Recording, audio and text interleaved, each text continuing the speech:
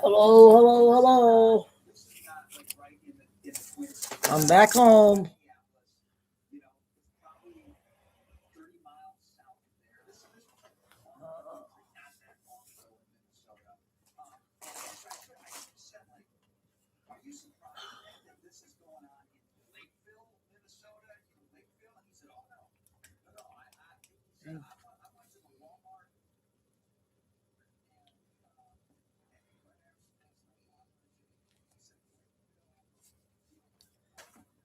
So, everything was good at your doctor's. I met my new doctor.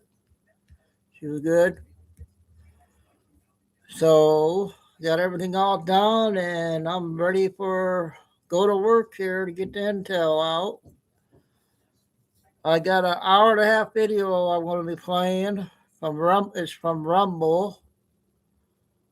So, then I got tons of stuff to get out. Another big busy day. There's breaking news before we start.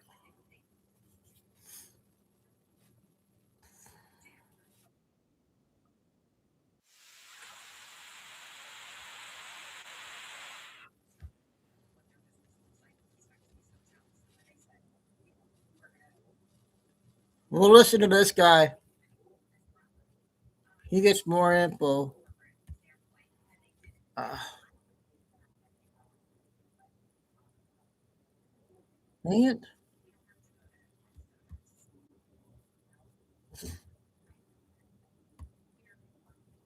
Did it again. And you're the first one. Wait a minute. What's going on here?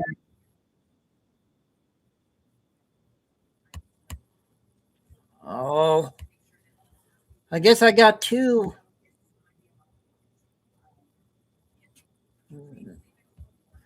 We'll get you the video in a minute. I want to see what news. Breaking news. ICE has Homeland Security has now said that a person was shot and killed by ICE. Homeland Security, let me read this again.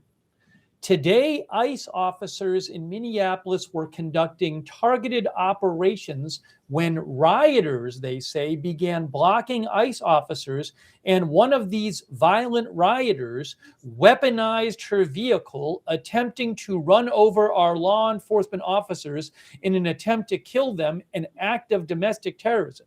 Just to be clear, this is ICE's side of the story. NPR had a witness account which was quite different from this, and I cannot personally verify exactly what happened, but this is ICE's side of the story.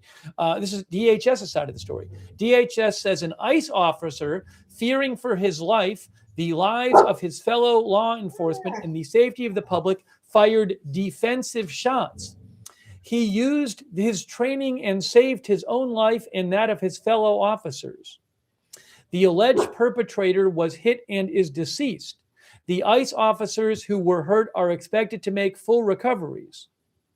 This is the direct consequence of constant attacks and demonization of our officers by sanctuary politicians who fuel and encourage rampant assaults on our law enforcement, who are facing 1,300% increase in assaults against them and an 8,000% increase in death threats. This is an evolving situation, and we will give the public more information as soon as it becomes available.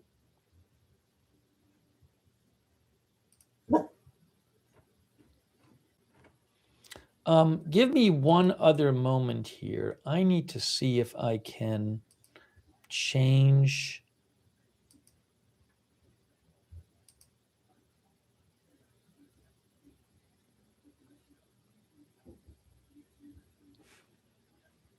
Hang on a second here.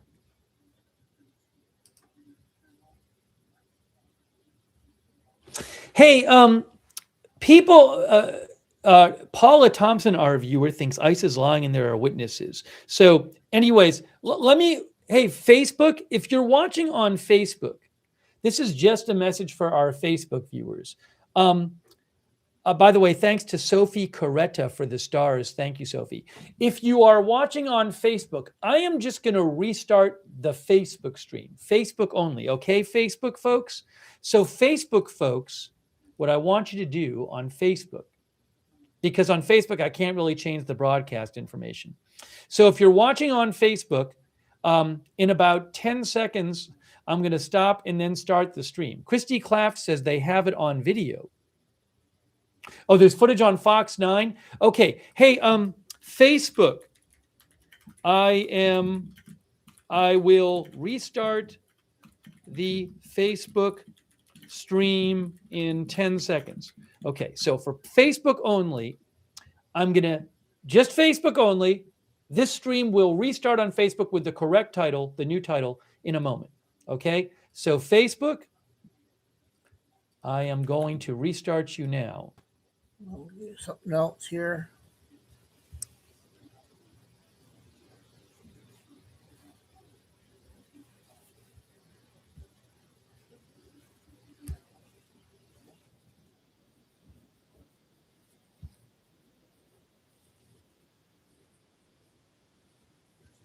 Their description of what they witnessed as well. And again, here we are awaiting a press conference at 12:15. We understand Minneapolis. Yeah, Mayor Jeff Terry, I Fry got back. will be there. Doctor's good. So Minneapolis Police Chief but Brian everything O'Hara will be there. busy. Presumably, other Yeah, state and local leaders, as well And as we are after working this, to I'll learn play you more a good information video. about what happened here, what will happen now in the minutes, hours. I muted it down a minute. I could think of a scenario here. Fry and police chief and maybe the attorney general Keith Ellison. They might try to we might see some sort of standoff here, and they might try to charge this agent with local murder charges. I wouldn't be shocked. I wouldn't be shocked at where this is going here. I would not be shocked. I mean, we're at the preliminary stages of the situation, but I think this is a tinderbox that's going to be much, much worse, and it's going to be a battle. It's going to be a battle of the clashes, and we've heard talks, with Chicago at the time when federal agents were in Chicago about the attorney general, and they're talking about, well, if agents do anything to violate any citizens' rights, we'll charge them locally or we'll charge them on a state. This could be a situation here where we might see them try to arrest a federal agent and charge them with murdering a person. I'm just putting it out there. It could be possible. The other folks who you spoke with, were they just recounting what they saw, or were they offering up any of their own ideology as they were telling you? Oh, I could hear ideology there. I try to remove ideology from my descriptions as much as possible, but they definitely. Another thing too, I just want to add, National Guard. There could be some National Guard response to this. Definitely, I think, because if the politicians, when they're going to be giving a press conference the next 15 minutes, I think they're going to, it'll be interesting. It could be National Guard coming too. Some people in the chat are saying. Okay, who we got in chat here? That Ross.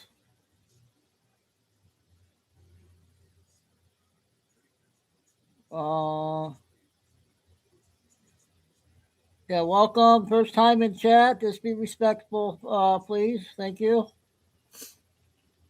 My mod should be coming in soon, I hope. National Guard. Just giving you scenarios, moving forward here, or does this just get let? I mean, they're already mad up there that ICE is there anyway. They're already mad about the Somali stuff going on, with the daycares and the assisted living homes. I mean, we are in a very tinderbox here at a spot where basically George Floyd set off national riot. So who knows what's going to happen here? Who knows? As this all went down.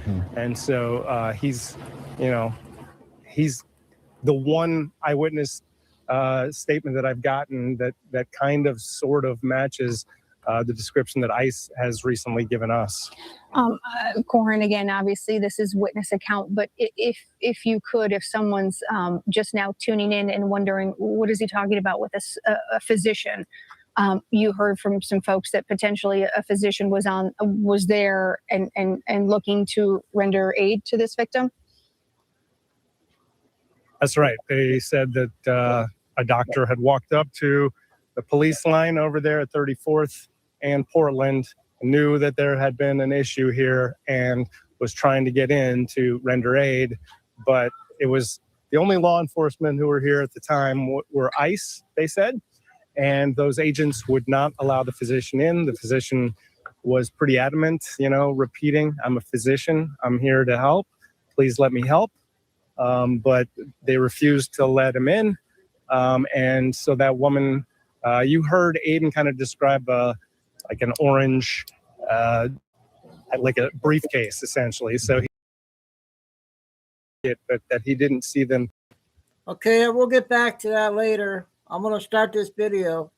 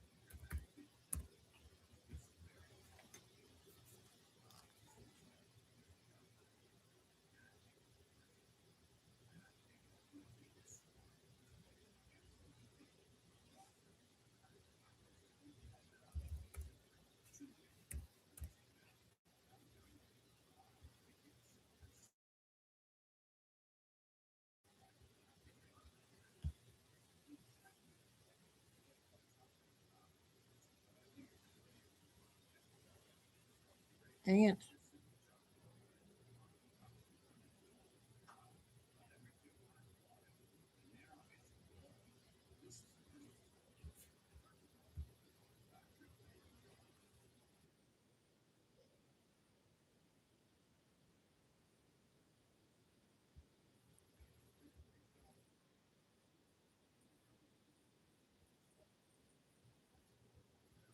Over how the Hour and a Alliance half. has actually been orchestrating what happened a few days ago with the capturing of Dora, and how this is just the beginning of a larger global network. We're going to go over the different strategic programs that were initiated over the course of the last 20 years. So this has been in the making for 20 years. And we're going to go over what they discovered. Anybody heard of this Not to guy? mention, there was a lot of unraveling corruption involving U.S. senators, a little bit over 60%. And this is going to lead into mass arrest, which is something that we've all been waiting for. For those that don't know me, my name is Ishmael Perez, and I'm the author of those two amazing books right behind me, The Secret Government, Invisible Architects, revealing the hidden war between the Earth Alliance and the Cabal, predating the Flood. And then, of course, Our Cosmic Origin, which is my groundbreaking work, restoring galactic history and cosmic information back to the Earth. A quick reminder for those that missed my beginning of January courses, I do have a new class, 4 classes actually, coming up on the 24th and the 25th of January. For those that missed the deadline last time, I do have new classes up for grab. Our Cosmic Origin, my groundbreaking class, breaking down the entire cosmic infrastructure and also the entire history of the multiverse. And then I also have my 3 Ascension courses with Ascension 3.0, which is my newest course, and of course Ascension 2.0 and Ascension Basics. So those classes begin on the 24th and on the 25th of January, which is just in about 3 weeks. So, go to my website immediately and make sure you guys secure your spot so I could see you on an interactive webinar in the next 3 weeks. Now, I also want to mention that there is an amazing product called Folium that completely eliminates all the nanoparticulates, the radiation from your body. It also cleans up what is known as the mitochondria. And when all of that happens, your body's natural healing processes go skyrocket. Okay, so this product is available through the link that I provide not only in the description, but also America. So apparently all of those corrupt governments that have been run by the mafias in Latin America, including Mexico, were actually installed by the Swiss bank. All right. So here's the evidence. In 2019, the Sovereign Asset Audit which was conducted by the Whiteheads as back as 2019.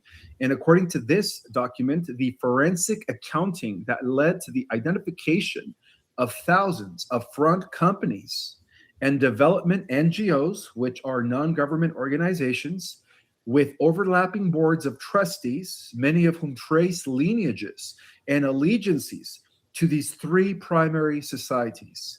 Are you guys ready for this? The first secret society that all of these networks were tied to are known as the Knights of Malta.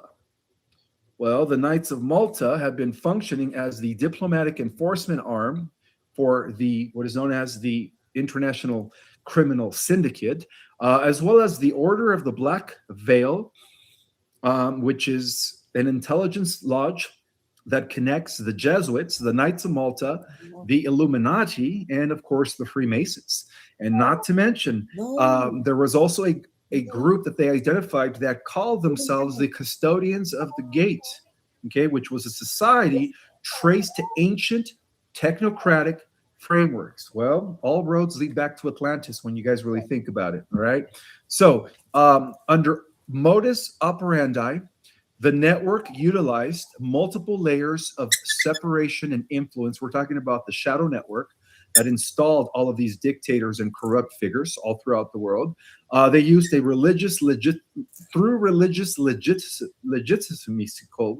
legitimacy cloaks. They were selecting secret societies that used religious orders in order to shield the activities and gain access to diplomatic channels.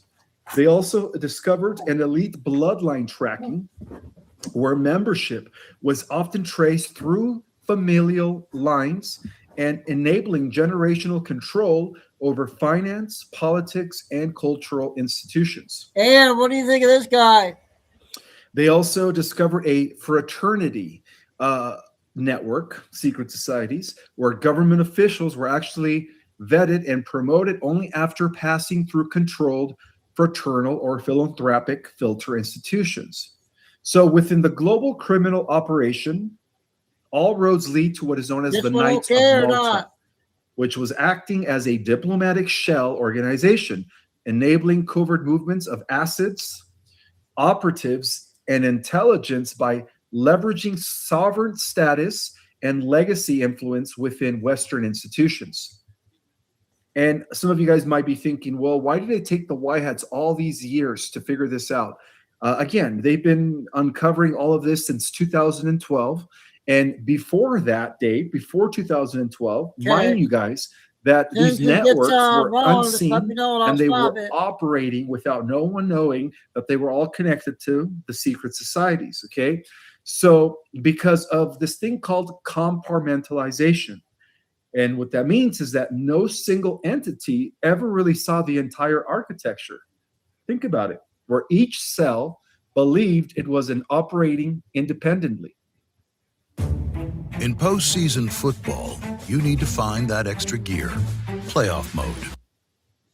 And also because of misdirection operations, which means that intelligent agencies were apparently infiltrated by these networks, and they were then weaponized in order to discredit or eliminate whistleblowers and rogue investigators. Okay.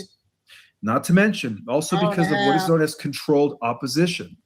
This is where political dissent was often redirected through pre-approved safe opposition groups that neutralize momentum while appearing adversarial. So according to the Alliance breakthrough within this period between 2012 and now, the breakthrough came after the seizure of encrypted data during a covert operation in the Canary Islands. Well, within the secured files was a digital codex titled The Continuity Directives of the Protocols of the Learned Elders of Zion. Wow. Identified as a control protocol outlining procedures for installing puppet leaders, for redirecting national security budgets, for orchestrating collapses of non-compliant governments, for running synchronized media and education, and for, of course, executing what is known as disinformation programs. Well, cross-referencing these directives with past events revealed predictive accuracy, confirming that the criminal governance worldwide was not chaotic, it was orchestrated. Okay, so the alliance now is operating on the basis of a full spectrum threat model that actually includes tactical eradication of criminal political nodes. And that explains why Maduro was the first one to go. He was a huge, huge key player in the American hemisphere. Okay, this is just the beginning, guys. Also, strategic isolation of societies acting as Do you guys want me to still continue? Kay said continue, but I wasn't sure about if you guys okay with this. Something learning experience, you know. I got a lot of intel still to come. command clusters, psychological operations to awaken and mobilize local populations, and the naturalization of supranational access points like ports, embassies, and banking platforms. Well, with real-time operations underway, the alliance assesses that the criminal globalist control grid cannot withstand continued exposure or structural decapitation. My friends, this is no longer a campaign against crime. Technically, this is a war against an ancient and hidden system of control that goes back to Babylon. So according to the intelligence briefing titled Capture of Venezuelan Heads of State, we're going to go into the details, guys, as to how they were able to do so. So this is for sensitive eyes knowing, classified document released on January 4th. So the executive summary reads that President Donald Trump publicly confirmed that the successful apprehension of Nicolas Maduro during a direct U.S. military operation conducted within Venezuelan territory was a success. Well, the target was secured alive, along with his spouse, and exfiltrated via U.S. military airlift. Well, the operation triggered immediate public reaction inside Venezuela prior to any official media acknowledgement. So the mission was executed by Delta Forces, the 1st Special Force Operational Detachment Delta, operating under Joint Special Operations Command. The unit is tasked with hostage rescue, counterterrorism, and high-value target capture missions conducted outside of conventional theaters, where mission failure is not an unacceptable outcome. Command and control were maintained within restricted channels. The operation was reportedly compartmentalized to exclude non-essential personnel and was supported by select intelligence elements. So this was, again, planned for quite some time. And of course, they waited till after the holidays to execute, okay? So this is all part of what they called an intelligence preparation program, which, again, this whole thing ties into the investigation that was unearthed by the White Hats going back to 2012 up to the present. So the target location, we're talking about how the details as to how they were able to arrest Maduro. The target location and movement were identified through a fusion of satellite-based thermal surveillance, signals intelligence intercepts, human intelligence source from cartel-affiliated informants in Brazil and Colombia. We're talking about how a small percentage of affiliates defected to give us the intel as to where Maduro was, because Maduro was apparently under a bunker, okay? So following the confirmation, guys, a full-scale replica of the target compound was constructed at Fort Liberty. Delta Force elements rehearsed the assault repeatedly before conducting the arrest, incorporating underground structures, reinforced access points, and contingency escape routes. Well, the execution was a success, obviously. Insertion was conducted by the 160th Special Operations Aviation Regiment using low altitude flight profiles. Simultaneously, branches were initiated. Okay, I got an update. It said this about Venezuela, so we'll move on.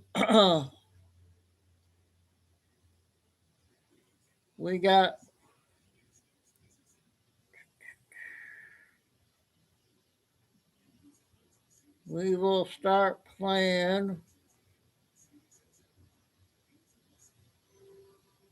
Okay.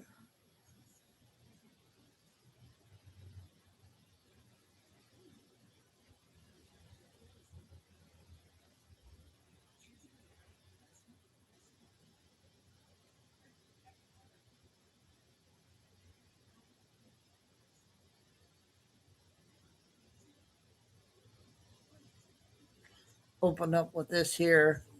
Intel 9.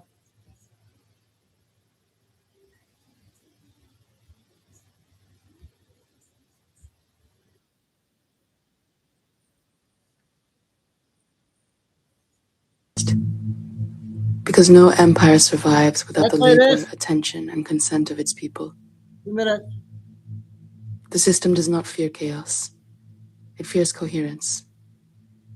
Because a coherent human cannot be controlled, and coherent people cannot be turned into enemies. Every time we see a human where we were taught to see a threat, we disrupt the economy of war.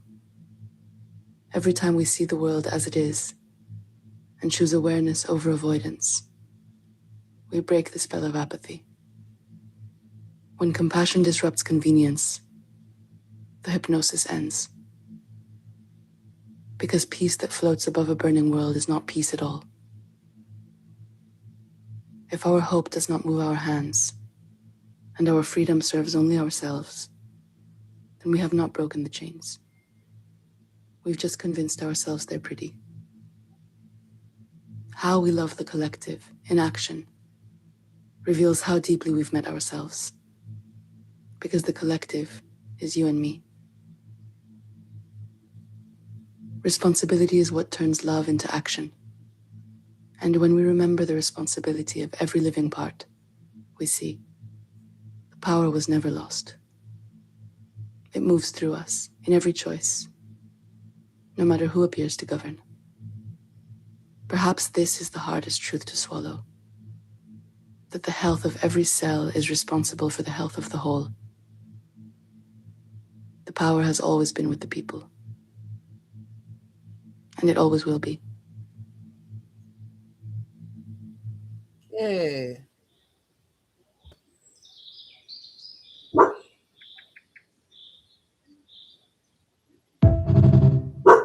Short clip there. 4-minute one next.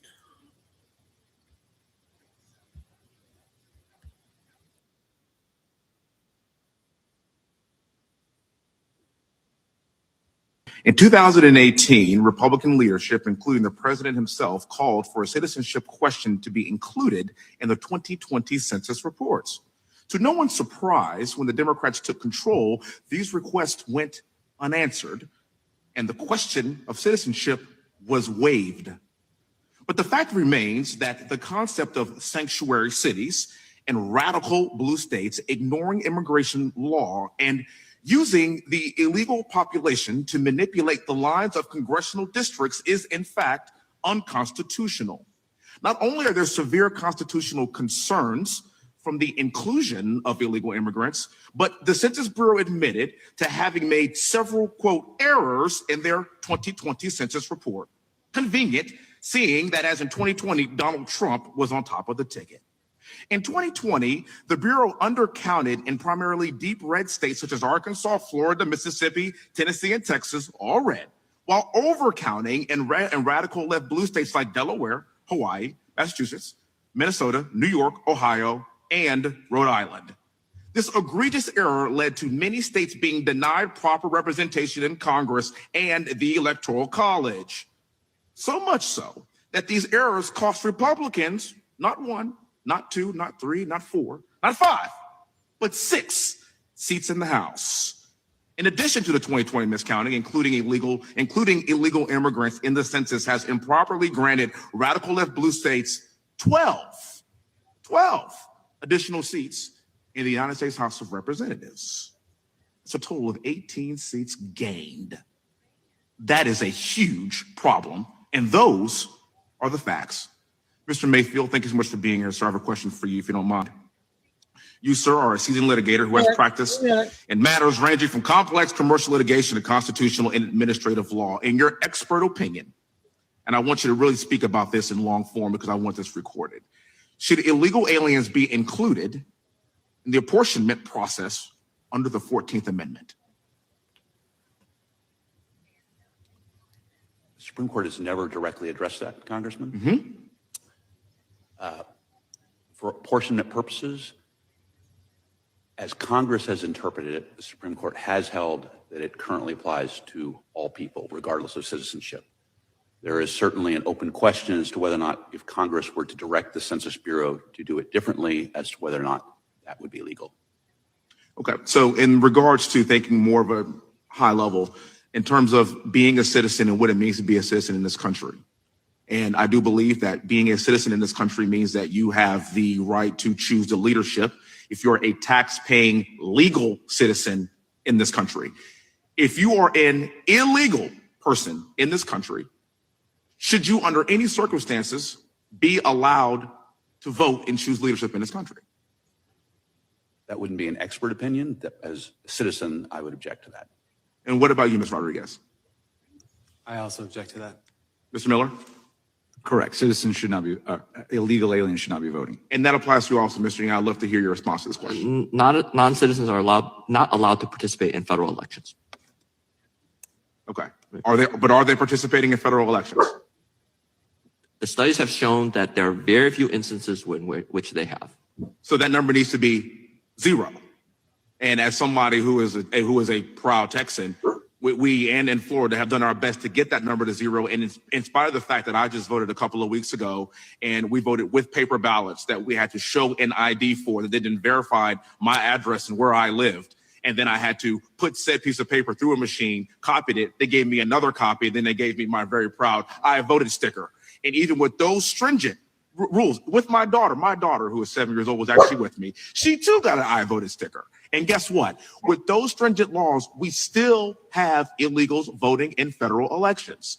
So the question is not even about what's happening in Texas. If it's happening in Texas, you have to imagine that while it may seem like a minuscule amount to you, sir, that number needs to be 0. And if it's happening in Texas with those stringent rules, imagine what's happening in other blue states that don't have anything that closely resembles that level of redundancy to ensure that the person that voted in that election is in fact a citizen that has an address and has an ID. And with that, I'll yield back the remainder of my time. Thank you very much. Thank you, gentlemen from Texas. That concludes. He said that. I was good. You quit whining.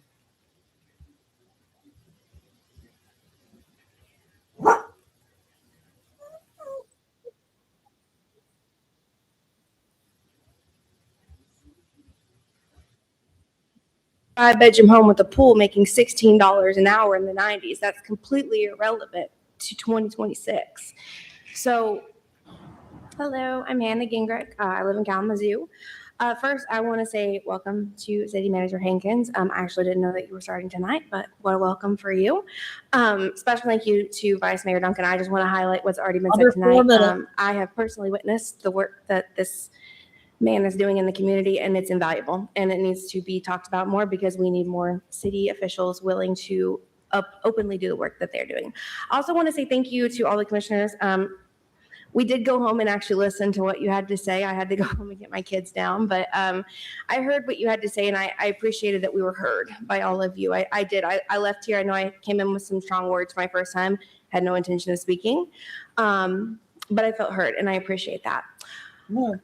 Mayor Anderson, I went home to bake cookies that night, and I used that $700 to purchase tents. And as I was listening to you, I felt a little bit like a child, like I was being admonished, because I had to leave, and like you weren't having the audience that you wanted.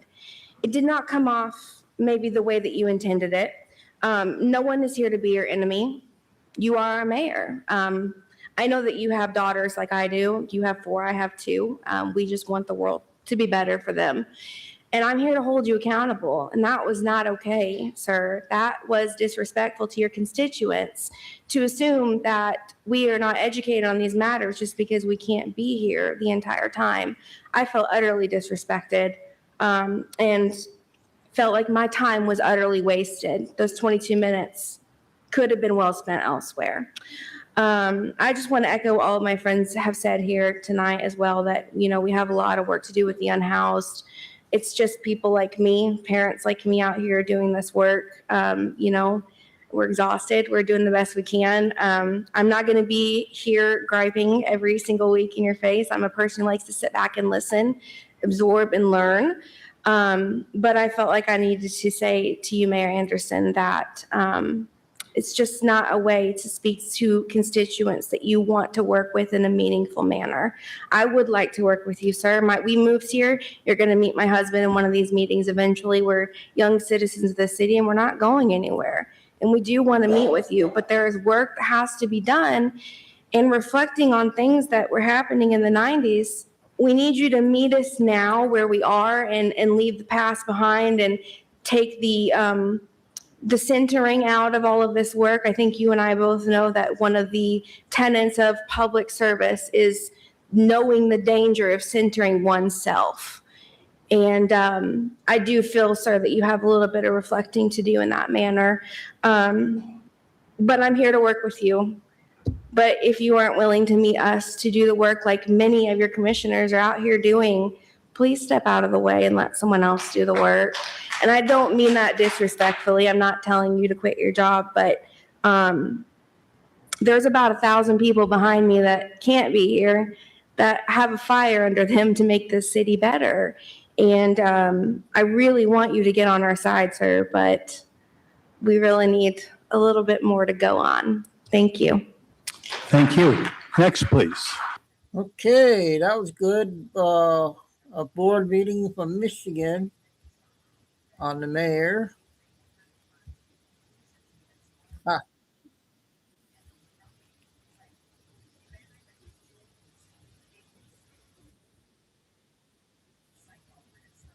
What the heck?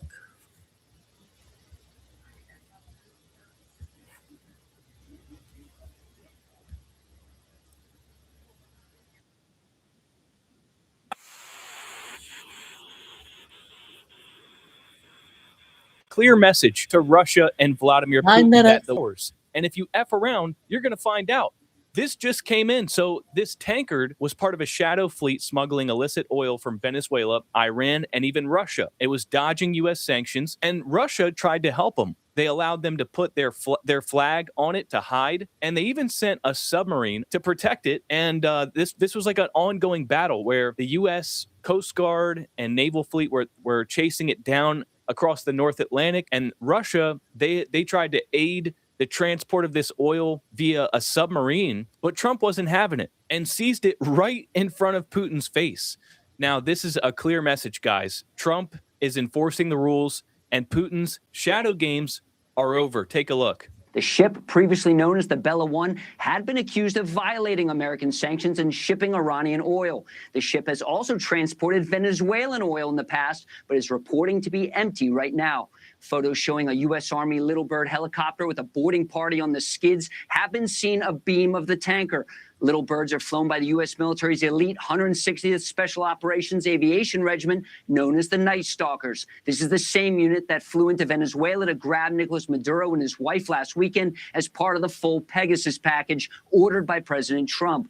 Now, Russia reportedly deployed a submarine and other vessels to escort the oil tanker. It appears the U.S. military got there first. The sanctioned tanker was recently reflagged to become a Russian vessel. Last month, President Trump ordered a full blockade of sanctioned oil tankers entering and leaving Venezuela. The U.S. Coast Guard had been trying to board the ship last month in the Caribbean when she was heading to Venezuela.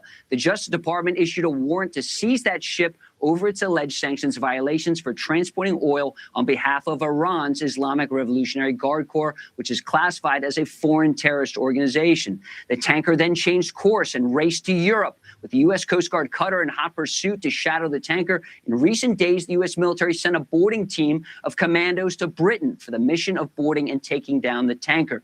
Previous tracking data showed the sanctioned tanker about 100 miles south of Iceland, likely trying to get to Russia. And now, Dana, U.S. forces are reportedly trying to seize a second oil tanker in the Caribbean. As we've just learned, we are working to confirm that second report, Dana. Struggling with weight loss? We get it. Fridays has compounded GLP-1 medication. Now, at the time of that Fox broadcast, it was only rumored that we were trying to also board a second ship in the Caribbean, another ship that was tied to Venezuela and our adversaries. But now it's confirmed, and Secretary Noem and the DHS released badass footage of U.S. personnel boarding sanctioned oil tankers via helicopter. And so we're going to take a look at this because it is absolutely badass. This is the kind of thing that makes me proud to be an American, because we truly are unstoppable. And Trump is showing the world that we can pretty much do what we want to do, and there's nothing you can do about it. He is kicking our adversaries' asses and letting them know that the Western Hemisphere is ours, and that U.S. sanctions, U.S. rules, U.S. laws actually mean something. And if you F around, you are going to find out. Look at this, guys. This kind of stuff gets me hyped up, man. I just want to take over the world. Look at that. It's game over. It's game over. The boys have arrived, and we're here to take what's ours. Game over. And Secretary of War Pete Hegseth chimes in to say the blockade of sanctioned and illicit Venezuelan oil remains in full effect, and says the same thing about the Bella 1, the one that was flagged by Russia. Man, so this is what I'm talking about. This is what I voted for. This is where we gain our respect back in the world. People are like, dude, Trump is not effing around. Now, how many of you guys out there are already, putting the puzzle pieces together and figuring out that this tankered Bella 1 trying to move through the Atlantic and the Arctic Ocean is going to be part of Trump's rhetoric around why it's strategically necessary for us to take Greenland and turn it into a military asset? Because obviously, this really helps that narrative. It almost seems staged, because having military bases in Greenland would make it a whole lot easier for us to stop tankers from sneaking around sanctions. I mean, basically, having a big military bases there would act like a guard post where we can gather intelligence about, submarines, Russian submarines trying to escort Venezuelan vessels trying to illegally transport oil, stuff like that. It'd make it a lot harder for those tankers to slip by unnoticed. And Bill O'Reilly really lays it out why Trump wants Greenland and how he plans to achieve that. Here's what Greenland's all about. And I know this because I sat in a meeting with President Trump to discuss Greenland. President Trump wants military bases in Greenland, U.S. Air Force and Navy. He wants it to blunt the Arctic expeditions of Putin and China, which are actively underway. That's what he wants. His negotiating ploy is to create chaos in Copenhagen, which he is doing. And CNN is helping him do that. We're not going to take over Greenland. I heard about, 8 months ago, we were taking over Canada, Leland. Remember that?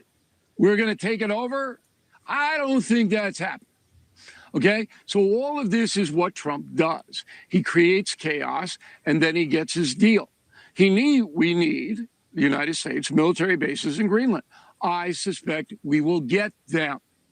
All right? That's what it's all about. I'm sorry the CNN viewers are so upset. I really am. And they bring on some Danish guy with a pipe and a beard. Oh, the story, it's like, this is a cartoon. Let's live in the real world. So, yeah, I just find it very convenient that, the same week that we have Trump saying we need Greenland for national security because of all these Chinese and Russian vessels, illegally transporting through the Arctic Sea, then we just happen to have a perfect example of that and a perfect justification. This is about showing the public, why it's necessary. And Trump plans to acquire Greenland through pressure economically, He's not ruling out military action. And as Bill O'Reilly pointed out, a lot of times Trump's rhetoric is a little bit extreme and he comes right for the jugular.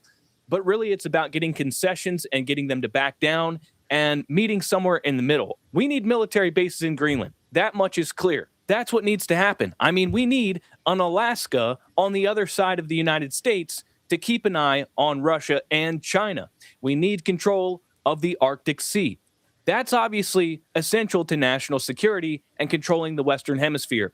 And Trump is going to do whatever it takes to make that happen. And he's showing the public exactly why it's necessary. So I don't think for a second that Trump is going to use the U.S. military to invade Greenland and take it by force. I don't think that at all. But, when you just, went straight into Venezuela and took Nicolas Maduro in the middle of the night, and now you're saying you wouldn't rule out military action to take Greenland, it really makes people think like this guy might actually do it. And it scares them and it gets them to become willing to make a compromise. And what I think is going to happen is that Trump is going to cut a deal with the people of Greenland. I mean, completely cut Denmark out of the picture.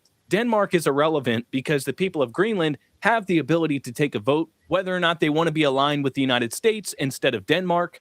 They have the choice at the end of the day. And I think Trump is going to ramp up the pressure to get the concession, to get what we need. And Trump is showing the world that he's willing to do whatever it takes for national security and ensuring that America remains the world's foremost global superpower and controls the Western Hemisphere. So, guys, I don't know how you guys feel about all this, but I have never felt such a national pride and just felt like, like America is badass, dude. And I'm so glad to live here and be a part of it. So, ladies and gentlemen, let me know what you guys think about all this down in the comments section.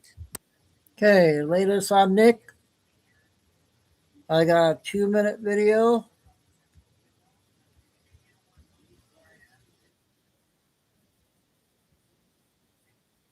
Immigration remains a top priority. The governor and his team met today where they recapped last year's efforts, which included partnering with the federal government. News Channel 8's Capitol Bureau reporter Mackenzie Laporte is in Tallahassee with that story. The governor, cabinet members, and state leaders gathered at the immigration detention facility dubbed Deportation Depot today, announcing over 10,000 arrests across the state, promising to only continue to crack down on illegal immigration in the new year. We're going to keep bringing the heat. If you're an illegal immigrant, you probably do not want to be in Florida. According to the governor and his team, combating illegal immigration wasn't just a priority of the past. 2026 is set to be another year of those same efforts. We got good momentum. I think we're working very well with the federal government, and we're going to continue to put points on the board. Possibly even opening another immigration detention facility branded Panhandle Pokey. But it's all up to the Department of Homeland Security to give the green light. So if they approve, we'll open. So far, DeSantis says the state has arrested more than 10,400 illegal immigrants, has established agriculture checkpoints along the northern border to crack down on fraudulent driver's licenses, with the Attorney General's office continuing to bring charges and convictions against illegal immigrants as the CFO now moves forward investigating workers' compensation fraud. Here you go. Great work. At the start of 2025, state lawmakers kicked off the year with not one but 3 special sessions on illegal immigration, with the goal to ramp up enforcement efforts alongside the Trump administration. To make sure that the product that we produced was the best, the brightest, and the most conservative in the country. But through it all, Democrats fought back and continue to challenge these efforts ahead of next session, looking to rein in the governor's executive oversight, saying he is abusing his powers with the state's emergency order on immigration. They will never end this immigration state of emergency on their own. We must exercise our oversight authority. Lawmakers have already filed a number of bills around immigration, including a Verify immigrant commercial driver's licenses, unmasking law enforcement officials, and creating a state immigration enforcement database website, with next session set to begin in just a week. Reporting here outside of the state capitol, Mackenzie Laporte, 8 on your side. Okay, immigrant news out of Florida. Another 2-minute clip I got.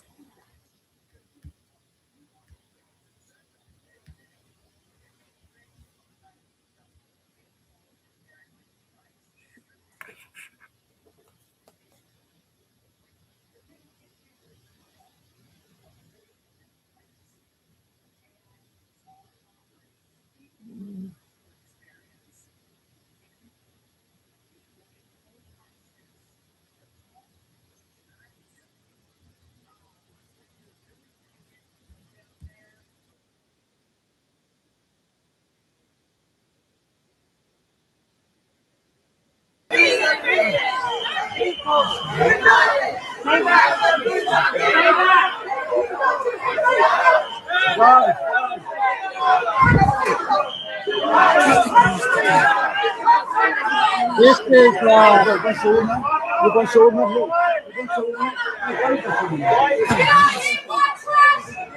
the white Australian flag.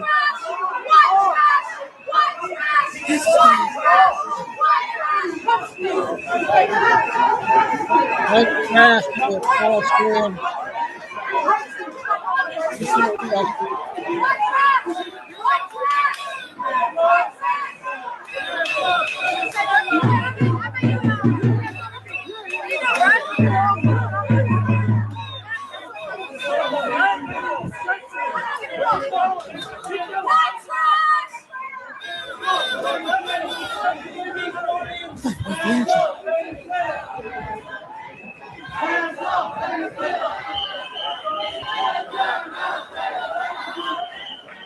The three part Tim Watts video.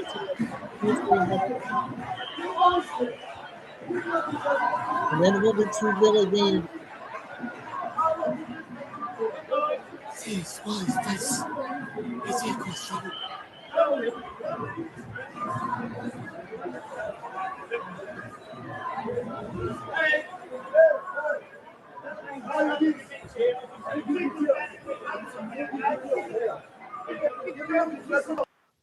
That wasn't very good. Sorry about that one, you guys.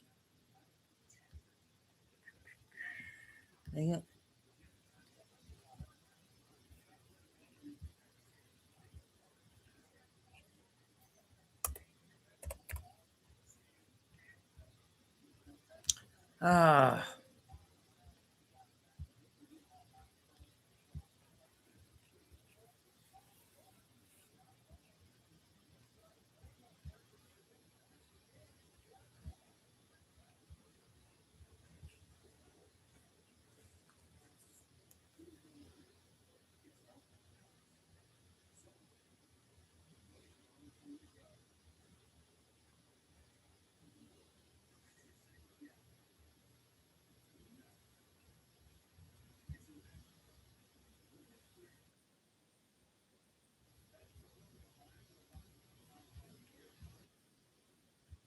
Out without taking a single question from a reporter, despite saying and dropping this bombshell that he's going to drop out of the race for 2026, probably because of all the stuff Nick Shirley has exposed. Well, today, as he promised yesterday, he decided to finally take some questions, and the reporters did not hold back, which makes sense because they were so pissed yesterday when he wouldn't take questions. This massive announcement he made, and he just said, oh, we're going to take your questions tomorrow. It's Sean Daniel here. If you guys enjoy the video, make sure you hit the like button. And that's where we're starting right now, is from yesterday, where Tim Walz once again pointed the finger at everybody else when saying he's going to drop out. It was an extraordinarily difficult year for our state, and it ended on a particularly sour note. For the last several years, an organized group of criminals have sought to take advantage of this state's generosity. And even as we make progress in the fight against the fraudsters, we now see an organized group of political actors seeking to take advantage of a crisis. I don't want to mince words here. Donald Trump and his allies in Washington and in St. Paul and online want to make our state a colder, meaner place. They want to poison our people against each other by attacking our neighbors. And ultimately, they want to take away much of what makes Minnesota the best place in the country to raise a family. They've already begun trying to withhold funds that were meant to help families afford childcare. And they have no intention of stopping. Perfect political tactic. Point the finger at everybody else when I'm dropping this bomb that I'm dropping out. Well, at the end of the press conference, this is how it went, where journalists really shared their opinion to a degree that he decided to just walk away and not take a single question. Appreciate it. Thank you. Oh, my God. That's definitely a fraud. What do you guys think? Someone that walks away. Thought you were going like to take that. questions. And then his press secretary, PR What's lady, he we'll do it hiding? tomorrow. We'll do it tomorrow. Well, there was a lot of built up fury from these reporters because they didn't get any more info on this massive decision.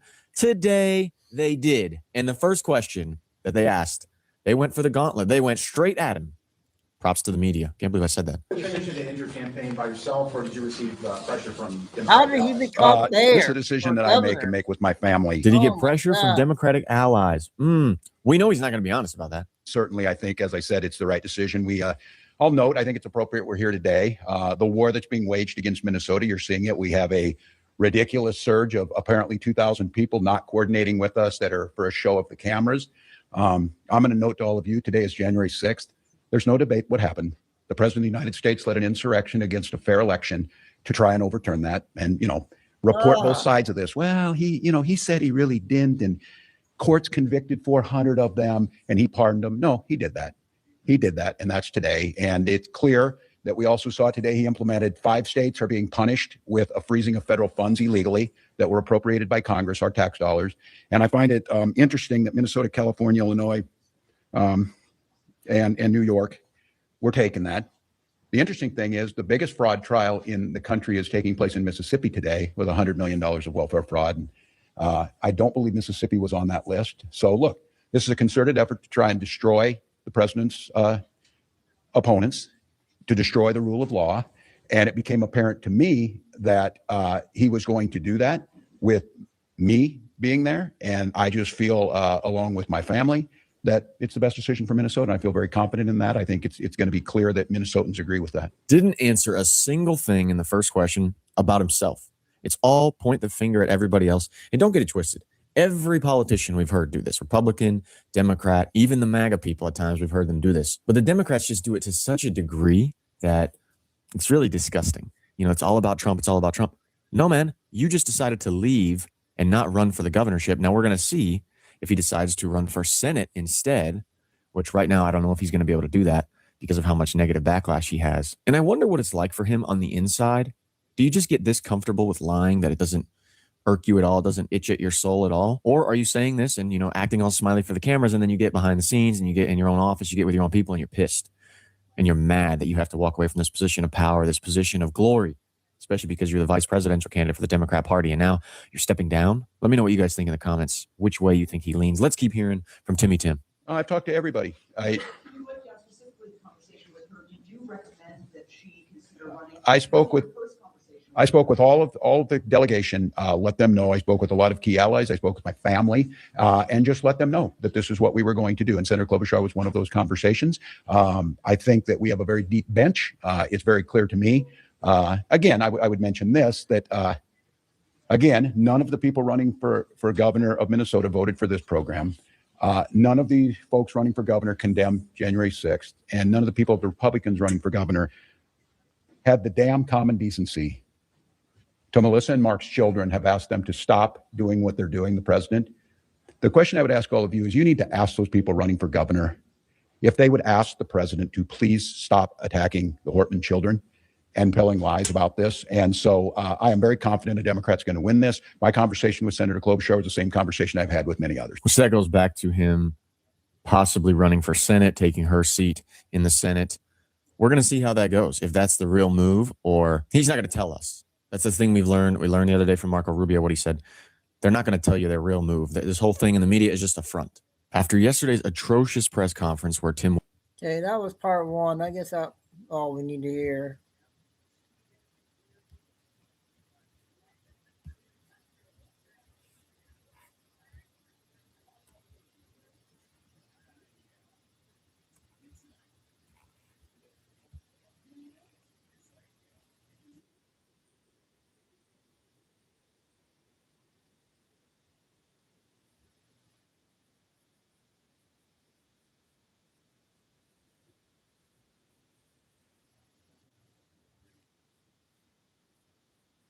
First one is 9 minutes.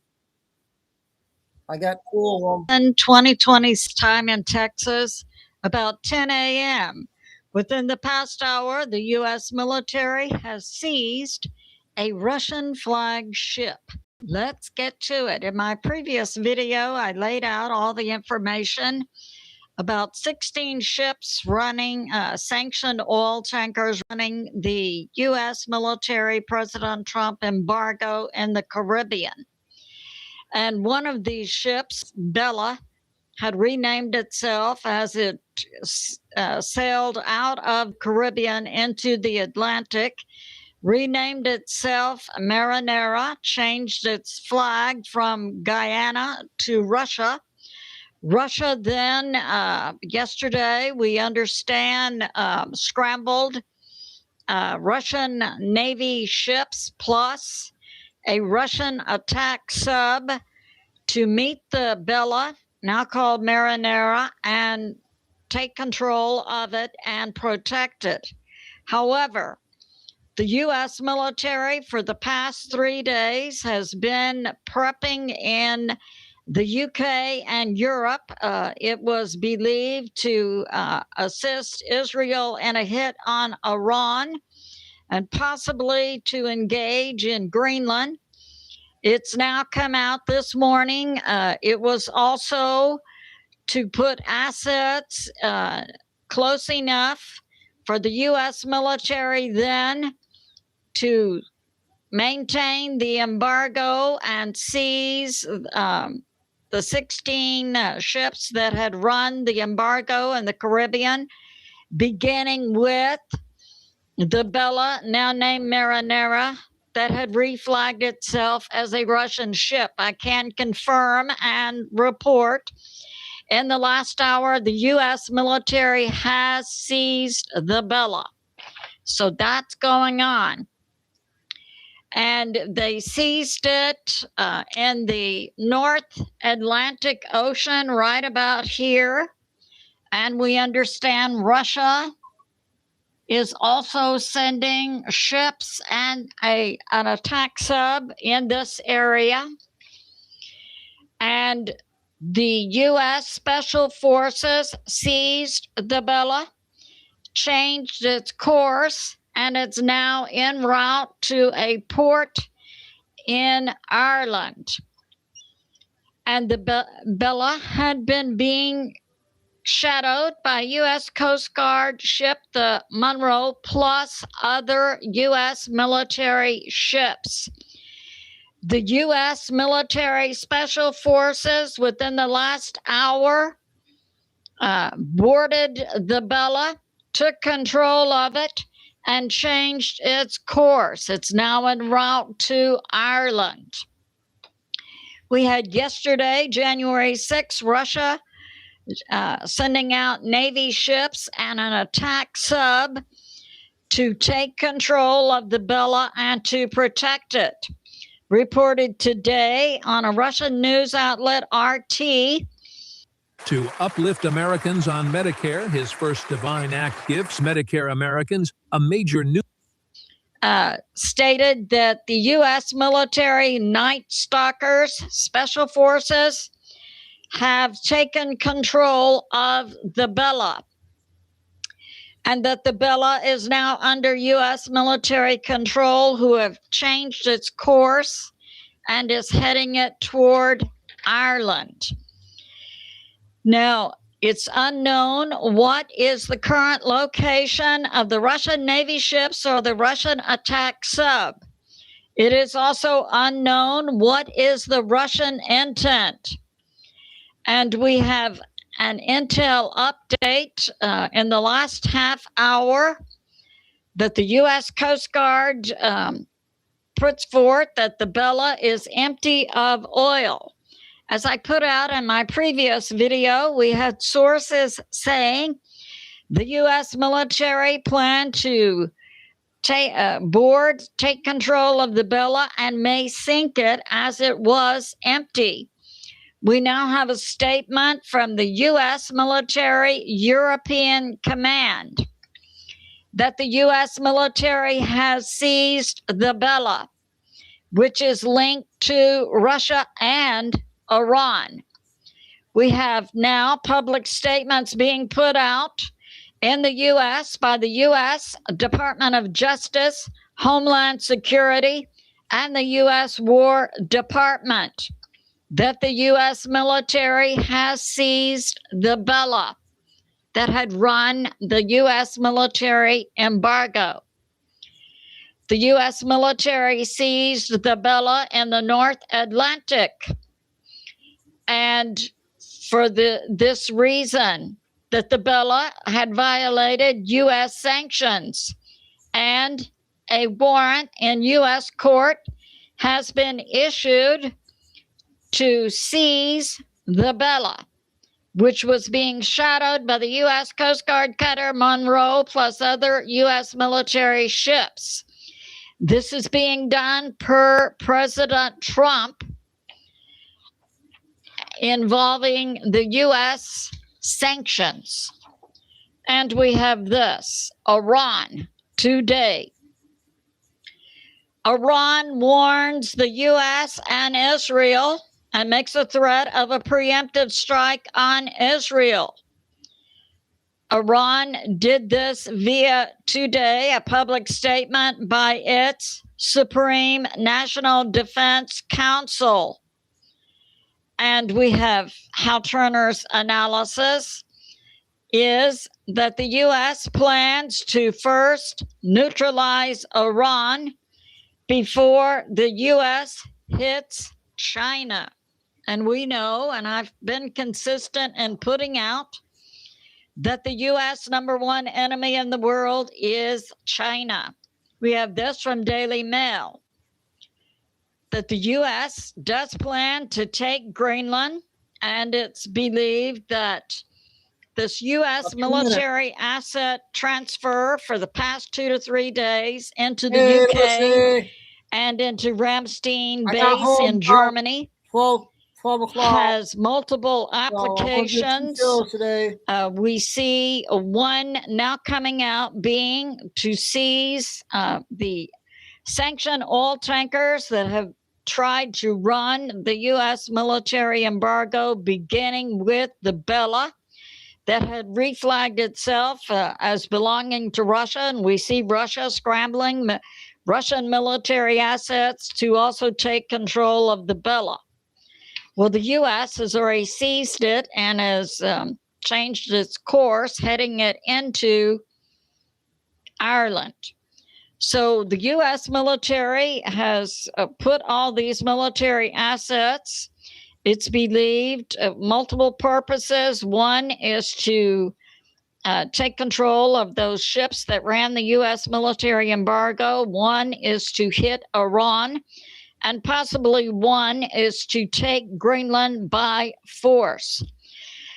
The U.S. military is President Trump is continuing to negotiate with Denmark to buy Greenland.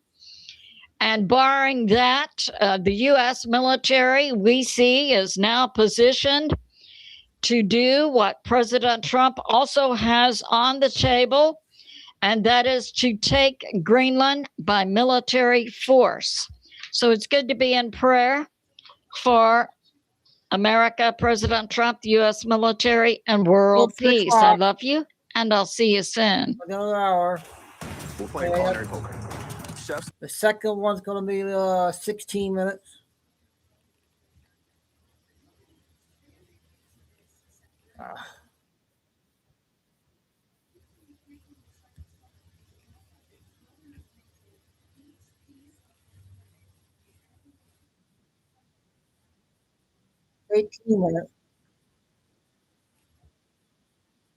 Yeah, some of the things we'll cover: the U.S. military versus Russia in the Atlantic Ocean, right here, and more on the Somali fraud fallout, and President Trump preps apparently to confront or down Russia. So let's get started. And thanks for like, subscribe, and share. So we have this going on. In space, the sun is quiet today, although we have sunspots turning to face the Earth. And we had an earthquake yesterday, 6.4, 35 kilometers deep in the Philippines. Space Weather on YouTube, formerly Suspicious Observers, brings out a white paper talking about a space Earth event that occurred about 12,000 years ago, the Clovis event, tying the Earth's electromagnetic field with the space events, and also stating 12,000 years ago on the Earth, this did not involve a meteor or asteroid. And we have this.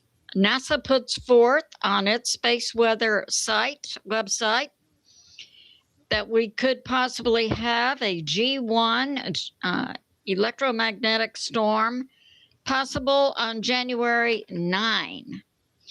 That's a special day for me, the birth of my daughter, January 9. We have this from Breitbart. Okay. Start the year strong at Planet Fitness. Just $1 down, $15 a month. Cancel anytime. Deal ends January 9th. Get the membership that backs the future you're building. The Business Platinum Card from American Express. So we've been hearing about this welfare fraud and the billions of dollars in Minnesota. Now, some sources are saying that the governor of Minnesota, who has dropped out of the governor race for his third term, has also resigned his current position, but that has to be verified. But that's going on.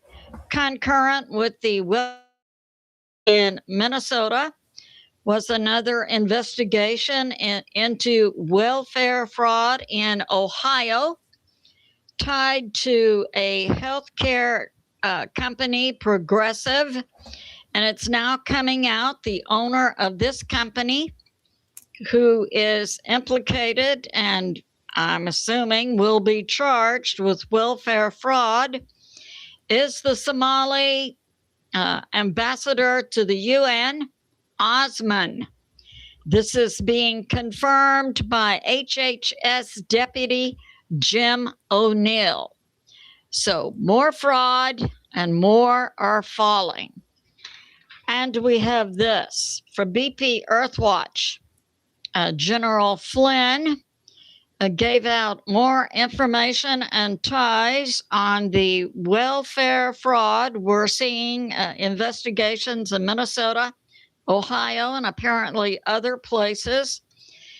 General Flynn submits that Speaker of the House Mike Johnson, Republican, Louisiana, is also being tied to the welfare fraud.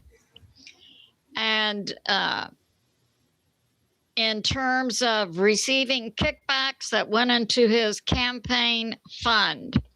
We're also seeing in the Senate, Republican Thune, who is also being tied to the welfare fraud in Minnesota and via money to his campaign fund. Allegedly amounting to $1.1 billion. So we see both Dems and rhinos being taken down by this welfare fraud. Now, BP also reports that Tim Walz is resigning from his current term. So that's he's the governor of Minnesota. So that's going on. We have this, that the U.S. military special forces have been relocated from the U.S. to multiple locations in Europe.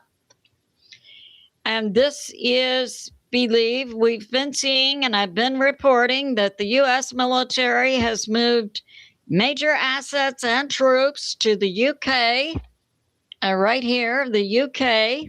It's on the other side of Greenland and Iceland.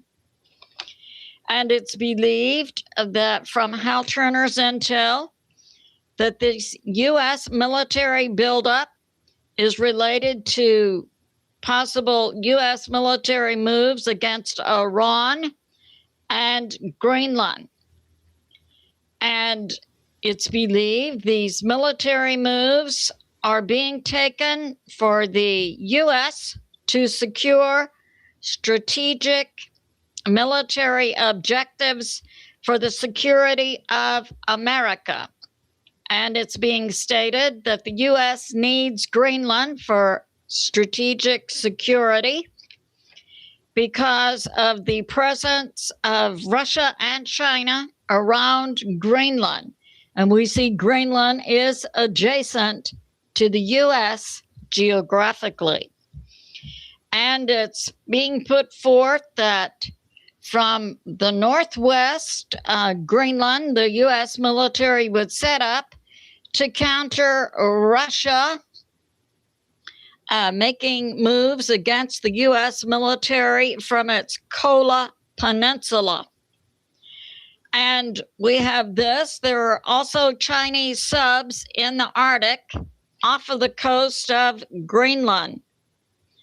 So we see Russia and China are locating military assets around Greenland right off the coast of the U.S. And we have this, David Nino Rodriguez. Venezuela, the moves by the U.S. against Venezuela was to cut oil to Iran, China, and Russia, and to cut drugs and drug money going to the cartel affiliates located in Iran, China, and Russia. And that Venezuela has been being controlled by Cuba and China against the United States. We have this from Glenn Deason, who interviewed John Mearsheimer. I got a cast video I want to regarding the Monroe and, Doctrine, as one. I explained, that means that the U.S. will not tolerate foreign interference in the Western Hemisphere. And John Mearsheimer puts forth it's to prevent foreign nations engaging in a military alliance in the Western Hemisphere. And we do see and have heard about military alliances between foreign nations, Iran, Russia, and China, with Venezuela. And we have this, that, yes, and currently inside Venezuela, we do have military assets located from foreign nations inside Venezuela to be used against the U.S. from Russia, China, and Iran. So we see a direct application of the Monroe Doctrine. We have this from Neutrality Studies, interviewing retired Ambassador Charles Freeman. The U.S. hit Venezuela, and Maduro didn't take President Trump seriously.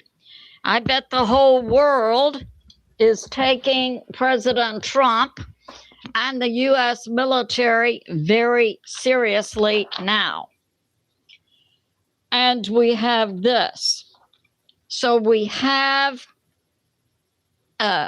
certain things going on right now that appears to be a potential for a military standoff between the U.S. and Russia. I'll show you.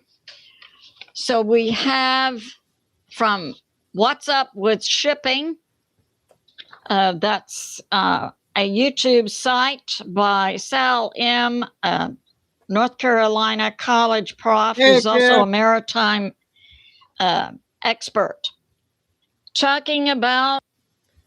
I got home about 12, went on about 1. I thought that one video I was going to play wasn't very questionable, so I stopped.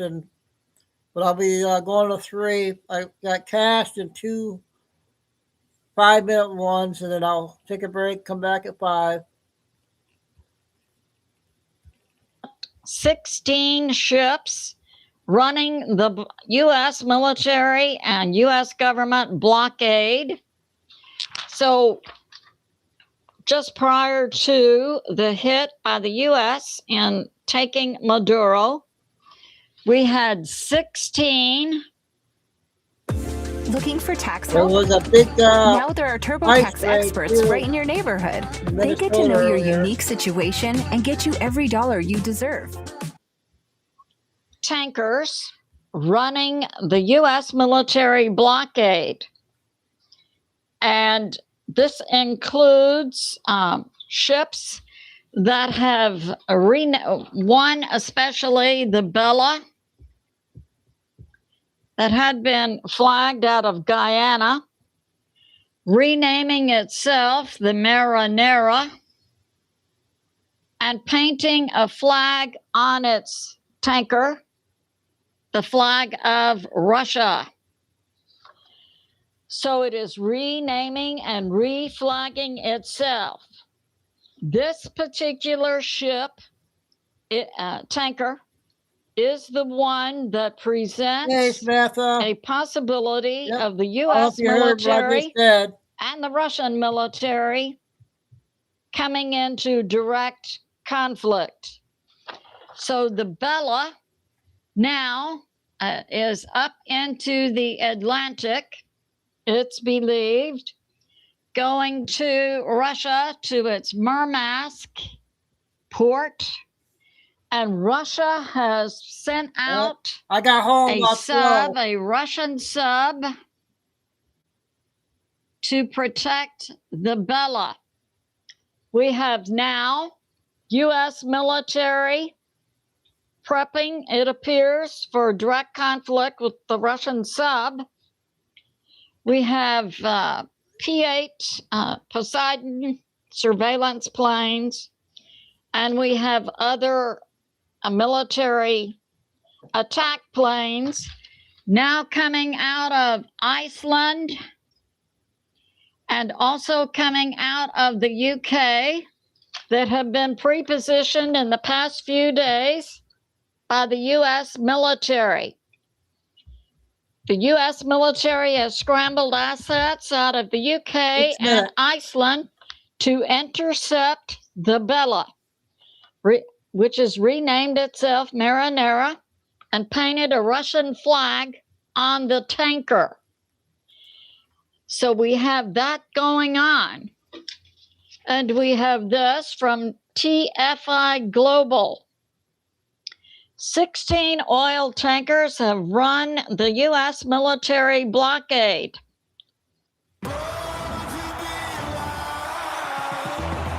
Ron's exclusive wildcard game is set.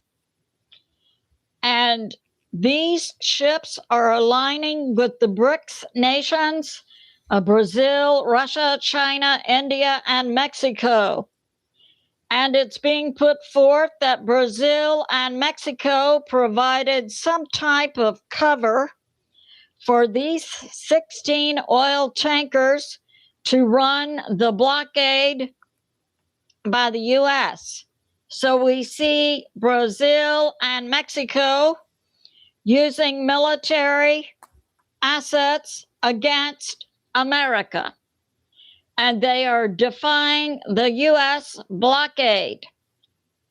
And the BRICS nations involved are changing the names and flags on these 16 sanctioned oil tankers who are running the blockade. And we have this danger with a potential for the U.S. military to come into direct conflict with Russia over this sanctioned oil tanker, Bella, now named Marinera.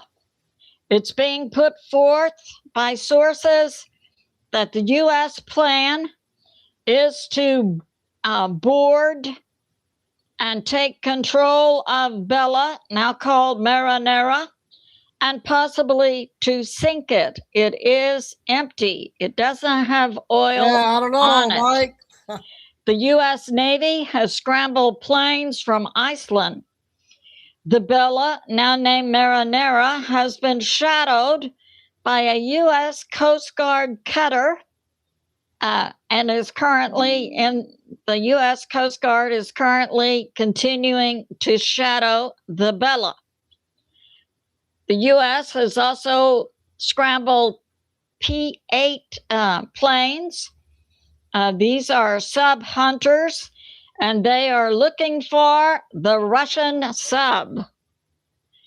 And we have this. So we see the U.S. military, we thought for the past several days was prepping and moving military assets to the UK and Europe. We thought to hit Iran, which also could be a possibility. But now it's coming out. One of the reasons the U.S. Scrambled all these major C-17s, it's now between 17 to 20, that went to the UK and then on to Ramstein in Germany, is to come into direct conflict with foreign nations who have run the U.S. blockade in the Caribbean. And we have this. So we have this dude in Austria, apparently a NATO member, Gunther John. Now, Gunther John is the guy who said that Europe should take Russia, divide it in 16 parts, and steal all of its resources for European nations. This same Gunther John is saying if the U.S. seizes control of Greenland, that NATO European militaries should take control of U.S. military bases located in Europe. I've got this to say. The combined military forces of European nations wouldn't last one battle against the U.S. military, the greatest military in the history of the world. So that's going on. And I put this forth, and other sources inside the U.S. are now saying the same thing. The U.S. should get out of NATO now. So it's good to be in prayer for America, President Trump, the U.S. military, and world peace. I love you, and I'll see you soon. Okay, we got two Billies out today. I'm going to play one cash, and there's one 16-minute one I want to play that might be important about the airlines, airport, the guy on TikTok. And I'll say the two good ones from Doug later tonight.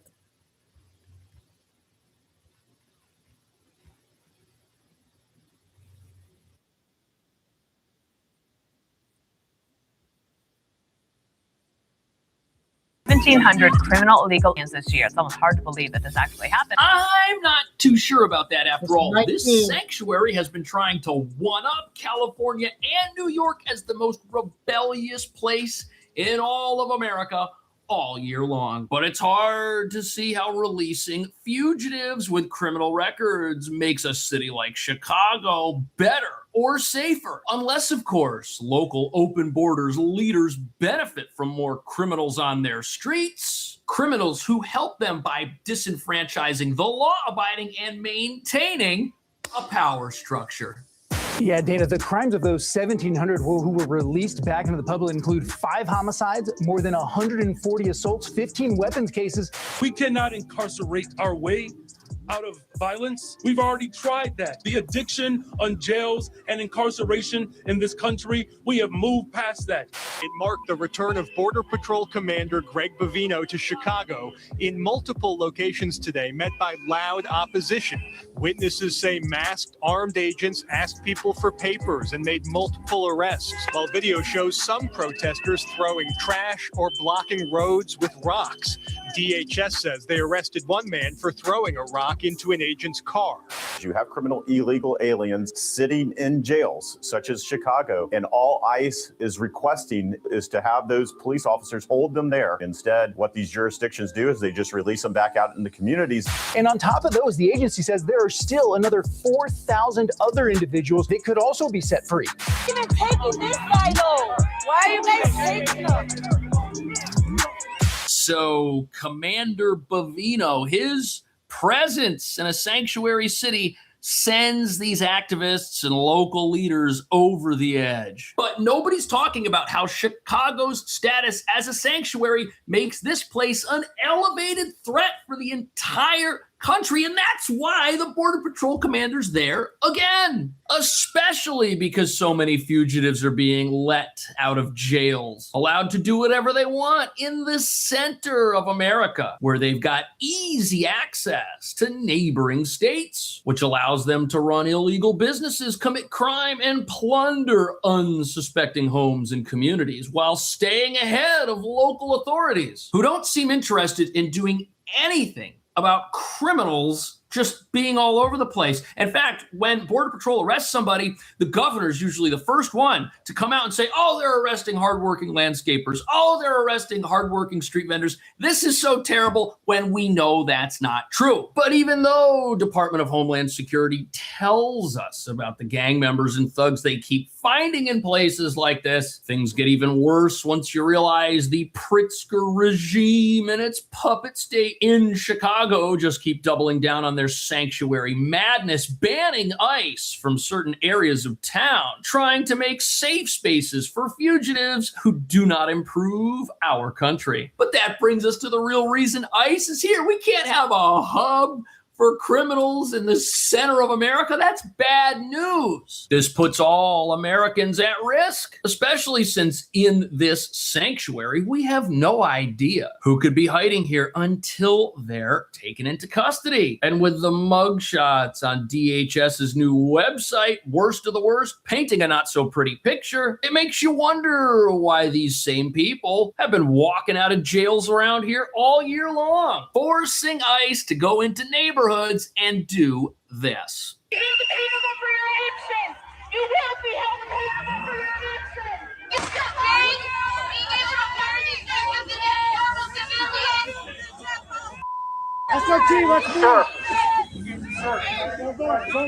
Yep. So here we have ICE on people's front lawns, in folks' driveways, driving down the street. Why? Because they are not allowed in the local jail to get that criminal when he is disarmed and in custody. Nope, they got to go find him in an apartment. And in that apartment, he may be living with others who are also in the country illegally. But here's why the regimes controlling this place do this and force ICE to go door to door in some instances. They do it because it backs up their messaging. It gives them a visual aid that they can point to and say, see, Trump's out there going after hardworking people. Trump's out there ruining America. See, no president's ever done this before. Oh, it's so awful. Meanwhile, they're making America safer every single time they arrest somebody who's dangerous. You guys taking them? Why are you guys even taking this guy though? Hey, they took him already. But the mobs don't agree with any of this, do they? They just follow ICE around every single day. They did this all summer during the first operation in Chicago. Now they're doing it again. These people, I don't know what they do for a living unless this is what they do for a living. And they think they're out there protecting their neighbors who came to the country recently without permission and might be in a home next to them, but have nothing in common with the very individuals out there attacking the federal government who think there's something very wrong happening in their city, which they're right about, just not in the way they will ever understand. We cannot incarcerate our way out of violence. We've already tried that, and we've ended up with the largest prison population in the world without solving the problems of crime and violence. The addiction on jails and incarceration in this country, we have moved past that. You can't incarcerate your way out of violence? You absolutely can. Just ask El Salvador. They built jail. they filled it up. And what happened to violence? Well, it was locked up inside the jail. It's not out in their communities, and crime is at all-time lows over there. You absolutely can incarcerate your weight out of violence. And that's something that socialists and progressives hate, because violence on the streets helps them maintain their power base. Those in charge, they don't want these criminals in jail. They want them in communities so people can see them getting arrested and then assume the president is a dictator. Furthermore, the more criminals you've got on your streets, the more you can force out those who might vote for law and order to begin with, and those would be your center-right voters. They move the second things get dangerous and you start taxing them and punishing them. But look at this, that broken window of a Border Patrol SUV. You know who broke that window? Somebody who's not even supposed to be in America and was probably in a local jail at one point and then released. And the Department of Homeland Security is accusing Illinois of failing to honor arrest detainers, resulting in the release of more than 1,700 criminal illegal aliens this year. It's almost hard to believe that this actually happened, but Garrett Tenney has a look at some of those criminals who ICE says have been let back out. Who are these people? There. Hi, Garrett. Yeah, Dana, the crimes of those 1,700 who were released back into the public include 5 homicides, more than 140 assaults, 15 weapons cases. And on top of those, the agency says there are still another 4,000 other individuals that are currently in custody across the state of Illinois who ICE has requested be handed over.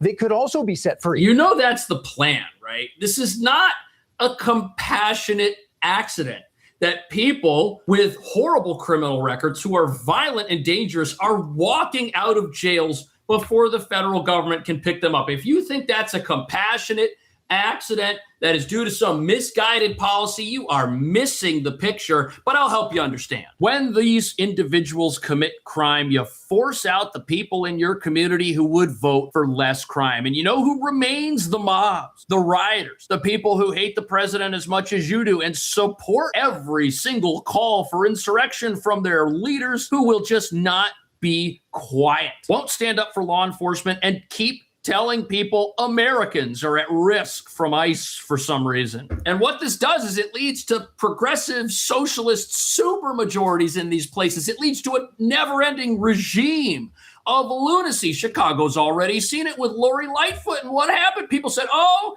she's so terrible. Now the people in Chicago, they're going to learn their lesson. But no, what do? They double down and they go find Brandon Johnson somewhere. Acting Director Todd Lyons sent a letter to Illinois Attorney General Kwame Raoul calling on the AG to put the safety of Americans first. And Raoul's office replied saying they don't like Lyons Americans. Does not understand the role of the AG, writing, the Attorney General does not oversee pretrial or post-trial detention of individuals in custody for state criminal offenses, nor is the Attorney General in a position to unilaterally override state law and mandate that the hundreds of local law enforcement agencies in Illinois preemptively accede to thousands of unspecified ICE detainees. Unspecified, but one former police chief in Illinois says the AG is just playing politics and putting the public at risk. That's right. And that's the goal. The goal is to do that long enough so that you have a supermajority of voters who only think one way. You don't have opposing views in a place that supports criminals. Why? Because the criminals prey on people who don't like that. And what do those people do? They've got to go away. They got to disappear. And that only leaves the mobs and the people that hate the president. Everyone who would vote against this madness is gone. There are not enough people in Chicago to turn it red, I'm sorry to say. No one's going to learn their lesson, because to these people, the only lesson they're learning is that ICE could deport somebody who's an American citizen, or that ICE is out there taking people off the streets who've done nothing wrong. The only thing they've learned is fake news. I mean, when your title is Chief Law Enforcement Officer and you're not cooperating with ICE, and then that rolls down to not cooperating with local law enforcement, you shouldn't hold that office. No. We spoke with Jennifer Boss. You may remember her daughter, Megan. When Jennifer hears that 1,700 criminal illegals were set free just this year, she thinks of how many other families could be affected like hers. Right. They said that since I worked full-time, I wouldn't be able to go to school. But with WGU, I was able to do my classes on my... Just as me, as a mom, we got about who had to learn the hard way. Right. And that's the sad thing. There are real people out there who have suffered greatly at the hands of criminals who not only are incredibly dangerous, not only should be turned over to the federal government and kept in jail, but also happen to be here without permission. And the most frustrating thing about this is when you see these people out on the streets chasing around SUVs full of Border Patrol agents, these people, they actually think they're out there doing the world a favor. They actually think they're out there making America a better place. But what they don't realize is the crime that they are supporting. It's just making their lives worse and less affordable. Because at a minimum, every single time someone of working age is arrested and deported for being in America without permission, what do they leave behind? A job and an apartment. Two things people say there aren't enough of in this country, especially in sanctuaries like Chicago and New York and LA. You want to talk about affordability? Why don't we start obeying the law in our country? Then we'll have some affordability. Law and order is the answer to unaffordability, as the president said in his recent address to the entire country just the other day. The Democrat inflation disaster, again, the worst in the history of our country, also robbed millions of Americans of home ownership and indeed the American dream. A major factor in driving up housing costs was the colossal border invasion. Right. We have never been invaded. This is the worst thing that, frankly, in my opinion, the worst thing that the Biden administration did to our country is the invasion at the border. The last administration and their allies in Congress brought in millions and millions of migrants and gave them taxpayer-funded housing while your rent and housing costs skyrocketed. And what do you think is happening to people in sanctuary cities that don't cooperate with the government? The same exact thing. It's still going on. And that's the crazy thing. These are the same people who say, oh, we need to talk about affordability. Oh, we need help paying for stuff. Well, if 20 million people enter America and we don't build 20 million new homes, where's everybody going to live? People were not homeless. Thank God people weren't living on the streets. I don't want to see people homeless, but the point is we never should have opened the border the way that America did in the first place. And if you're going to do that, you can't expect the housing supply that we have not to be put under immense stress and immense strain. And that's exactly what the president was talking about. Your solution to affordability is law and order. This is a clear as day correlation. You want lower prices? Lock up your criminals. Get them out of apartments. Get them off the streets. Put them in jails. And if people are in the country without permission, working at a job or living somewhere, that can't be allowed to stand. That just disenfranchises everybody who's here and who's done things the right way. And that especially includes hardworking legal immigrants, as well as Americans who've seen the American dream that they were told about disappear. Over 60% of growth in the rental market came from foreign migrants. At the same time, illegal aliens stole American jobs and flooded emergency rooms, getting free health care and education paid for by you, the American That just raises taxpayer. costs. They also increased the cost of law enforcement by numbers so high that they are not even to be mentioned. For the first time in 50 years, we are now seeing reverse migration as migrants go back home, leaving more housing and more jobs for Americans. In the year before my election, all net creation of jobs was going to foreign migrants. Wow, that's wild. And it's very sad. And for a state like Illinois to say, hey, we're going to be a sanctuary, we're going to release as many fugitives as we can, all that does is add to the problems those residents face, but they don't realize it. They think Trump's the problem. They have been brainwashed by their leaders into hating and demonizing someone they were never going to vote for, to a point where they think the world is ending if they don't get out there with their whistles and chase around Border Patrol. But one of the major arguments of these mobs is that people who've committed no crime are getting arrested and taken into custody. Well, what about that argument? Is that a real argument, or is this just more fake news? ICE has arrested nearly 75,000 people with no criminal record. But they're here illegally. That That's looks a crime. Like bad public relations. It looks like to be bad politically for the president. It's going the other way. I don't from think Illinois, so. isn't it? Well, I don't know. I would disagree a little bit. That same report actually says that they're arresting over 2/3, over 150,000 folks with criminal records. And so if you look at the total population of that report, it's saying 2/3 have criminal records that they are arresting and obviously removing. And so this tracks with what DHS has been saying and DOJ have been saying, that almost up to 70% that they are focused on have criminal records. Okay, he's right. They are arresting a lot of people with criminal records, but how do you get a criminal record in a place like Chicago. If you're living in a sanctuary like Chicago and you're here illegally, that is a crime in and of itself. You've already got a criminal record as far as America's laws are concerned. But how do you get a criminal record beyond that? Well, you have to do something wrong. You have to get caught. You have to get arrested. You have to get prosecuted. And when you get prosecuted, there has to be a successful conviction. You see, there are a lot of steps between somebody who's in the country illegally and maybe committing crimes on a regular basis and them actually obtaining a criminal record. So this reveals two things. First of all, if DHS is after you in Chicago because they know you've got a criminal record, you've done something wrong. And second of all, it reveals that the likely number of folks who are out there making America a less safe place is much higher than the number of people with criminal records, because this requires a conviction in a place that wants to do everything it can to hide its crime stats, to downgrade felonies to misdemeanors, to drop charges, to dismiss cases, to let people off the hook. That's what they're trying to do, to hide their own law and order problems and sweep them under the rug. They've been doing this for years. So getting a criminal record in a place that doesn't want to give you one, that's an achievement. That they're not going to ignore immigration law, that if someone is here illegally, that they are still going to arrest them. And It's important to remember that a lot of folks, upwards to 30 to 35% or even more, cross that border multiple times.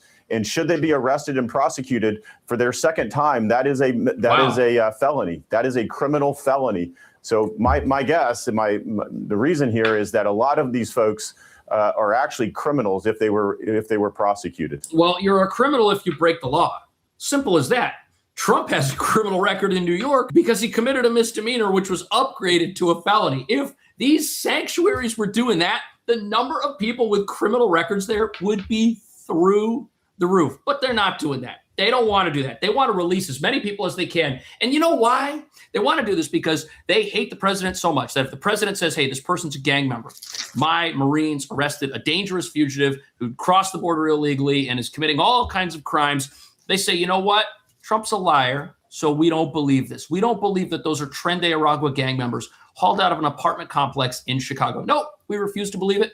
We would rather believe that these are hardworking young men who came to America to support their families back home. That's what we're going to believe, even though they could be doing that as gang members, but committing a crime for a noble cause is not something that makes one innocent. What do you think about that? Thank you so much for watching. Hey, we haven't decast in a while. We're going to get an update on what's going on, that shooting.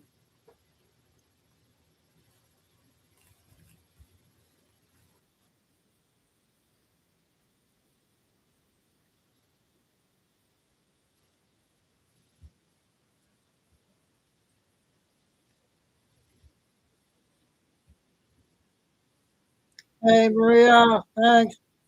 Be back at 5. Also, you mentioned snow and things like that were being, targeted toward ICE agents earlier. Is that also, have you seen that too? I think he said he mentioned something about some people in the community also targeting, some of these MPD officers, sheriff's officials as well. At this very moment, I don't see any of that. I can tell you, I saw a lot of it earlier. Yeah. Right before we got sprayed, there was a lot of throwing things at ICE agents, and there was, I believe, it was a woman pounding hard on the window of an ICE vehicle, and eventually punched a hole in that vehicle. So there was definitely a lot of agitation going on, and then the ICE agents were obviously getting upset as they couldn't leave the scene. And they were outnumbered, Chicago, of course, but Minnesota. But at this point, I don't see anyone throwing anything at this point. Just a lot of shouting for the most part. Yeah, so we're a lot to learn here, and I guess that's the reason that they're having more and more of these constitutional observer sessions and trying to educate people on their constitutional rights.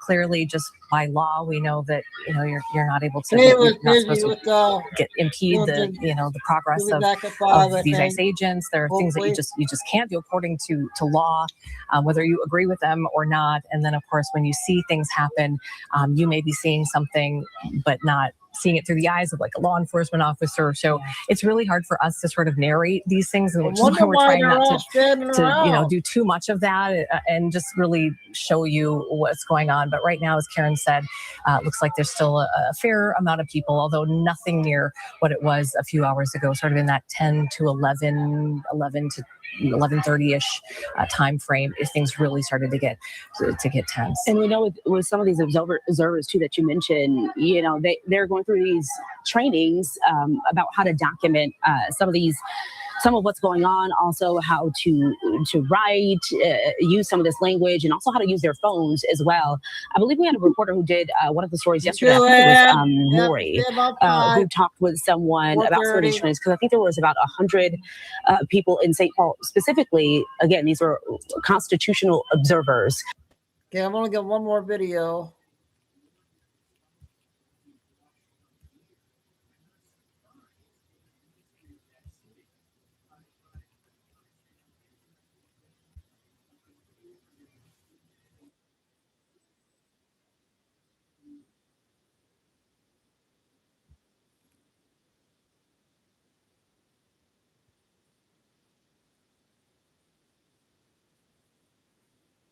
Law enforcement, but today is January 7th, so they can go back to demonizing law enforcement and threatening their lives like they do every single time the federal law enforcement tries to enforce the law in a Democrat city or a blue state. Here's disgraced governor of Minneapolis, Minnesota, calling ICE the Gestapo. Trump's modern-day Gestapo is scooping folks up off the streets. They're in unmarked vans, wearing masks, being shipped off to foreign torture dungeons. Okay. Where do you think that rhetoric is going to lead? Well, a woman is now dead in Minneapolis because of rhetoric like that. This woman tried to run over an ICE agent who was standing in the street right in front of her. She peeled out with multiple ICE agents around her. This is obviously illegal. She was being instructed to get out of the vehicle. Instead, she rammed the ICE officers, and allegedly she had a firearm in her vehicle. She was shot dead by ICE. I'll show you the footage here in just a moment. Woman has been shot and killed by ICE. Homeland Security said that's what happened. Domestic terrorism. The unidentified woman was shot after trying to ram the officers in an attempt to kill them during ICE's operation in Minneapolis. DHS said she weaponized her vehicle while attempting to run over law enforcement officers. The federal agency called her actions an act of domestic terrorism. Today, ICE officers in Minneapolis were conducting a targeted operation when rioters began blocking ICE officers, and one of these violent rioters weaponized her vehicle, attempting to run over our law enforcement officer and kill them. An act of domestic terrorism. True. An ICE officer, fearing for his life, the lives of his fellow enforcement, and the safety of the public, fired defensive shots. He used his training and saved his own life and that of his fellow officers. The alleged perpetrator was hit and is deceased. The ICE officers were hurt, but expect to make a full recovery. This is the direct consequence of constant attacks, demonization of our officers by sanctuary politicians who fuel and encourage rampant assaults on our law enforcement officials who've seen an 8,000% increase in death threats. This is an evolving situation. Okay. So let's do a couple of things here. Let's show you the direct evidence of what happened. This is the moment. So I'm going to break down this video, and let's do it very carefully here. So according to the official story, there was an ICE vehicle stuck in the snow, no pun intended, and other ICE vehicles, seemingly unmarked in Minneapolis, showed up to help. The vehicle was surrounded then by protesters who started blocking their way and attacking them, throwing things at them and stuff like that. I have video of that. You can see it. Then you can see this woman right here in the SUV. She was one of the protesters, and she was blocking the cars. The agents approach her vehicle and ask her to get out of the vehicle. I'm just going to play you the full clip here, and then we'll break it down. No!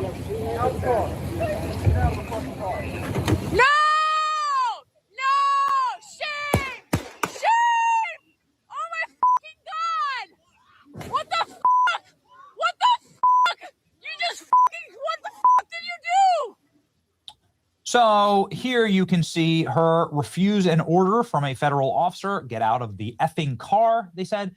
He comes and approaches the car. Multiple ICE agents have surrounded the car, and they are actually touching the vehicle. He has his hand on the door. That's when the woman punches the gas, peels out, and there is an ICE agent you can see there stepping out of the way, barely avoiding being run over. You can see the ICE.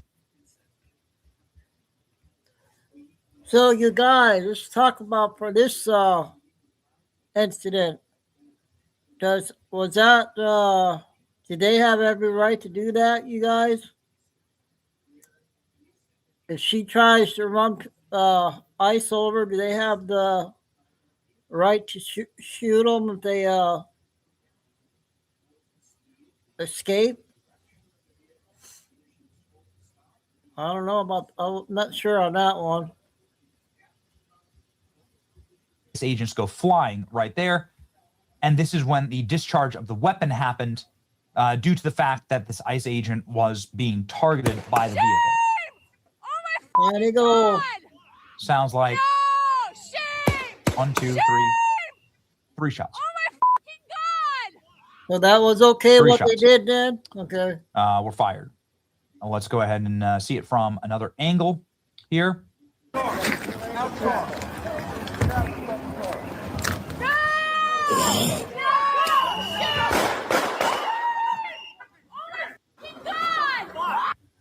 So as you can see here is the vehicle once again speeds off. And here you can see again, see the ICE agent right there in front of the vehicle, jumps out of the way from the vehicle, and they are the ones who discharge their weapon, the one who's right in front of the vehicle. What the fuck? Dude, what the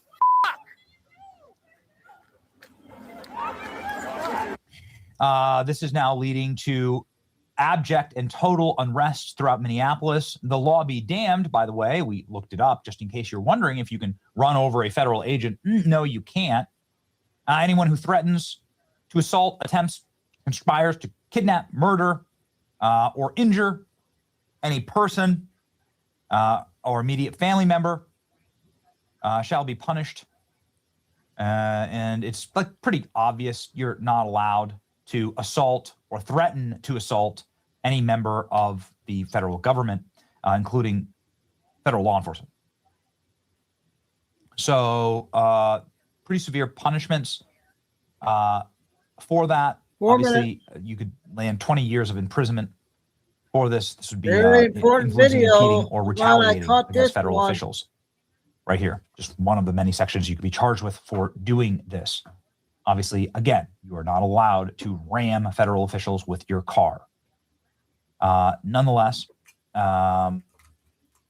there is major unrest now in Minneapolis.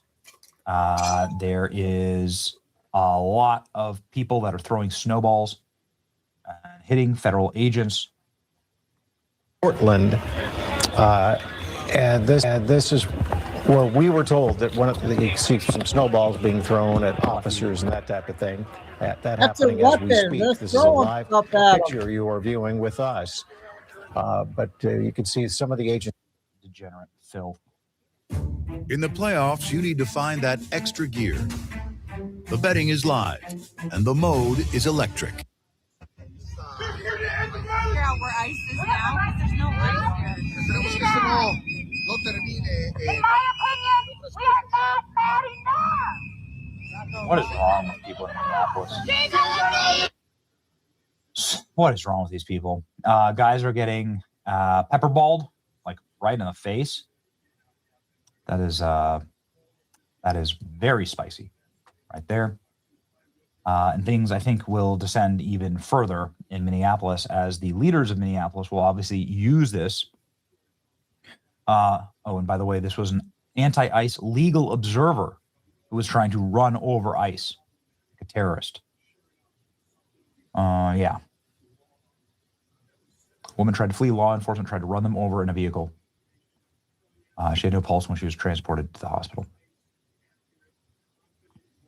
So I'm aware of the shooting. This is the mayor of of Minneapolis. I'm aware of the shooting. ICE, the presence of federal immigration enforcement agents, is causing chaos in our city. We're demanding that ICE leave the city immediately. We stand rock solid with the immigrant and refugee community. So he's going to be standing with the terrorists.